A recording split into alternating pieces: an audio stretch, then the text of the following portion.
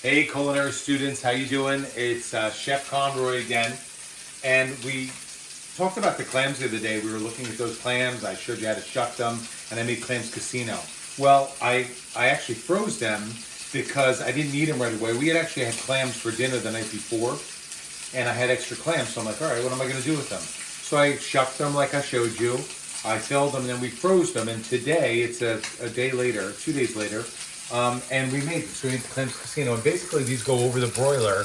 We put them under a broiler and just toast them up. It melts the bacon, it flavors it really well. It toasts up the, isn't that yummy? It toasts up the pepper, and really, really good little treat that we're going to enjoy right after we get this started. So what we're doing here is braising. So if you could get a tight shot here, take a look at this. Braising is probably one of the hardest things to understand. Braising is a slow cooking method that involves dry cooking and then wet cooking methods, okay? So the first thing we need to do with this very tough cut of meat, okay, this is a cut of the rib on the bottom of the steer, all right? So it's a cross cut of those big ribs, and it's nice big pieces of beef. And what we need to do first is to sear them so that you can kind of seal the flavors in. So we have some olive oil on the bottom here, and we're searing it. You can see it gets a little bit smoky. I'm going to bring the temperature down a teeny bit. But it is basically just browning the outside, but very quickly.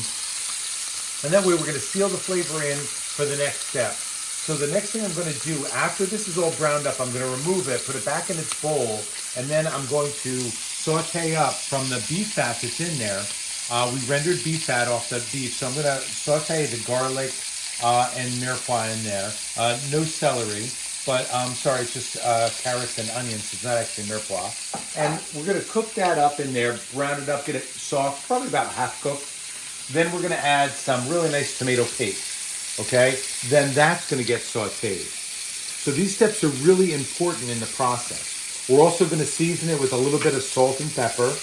We're also going to add, at that point, once the vegetables are tender and the tomato paste has been mixed in and browned up, caramelized, right? Remember?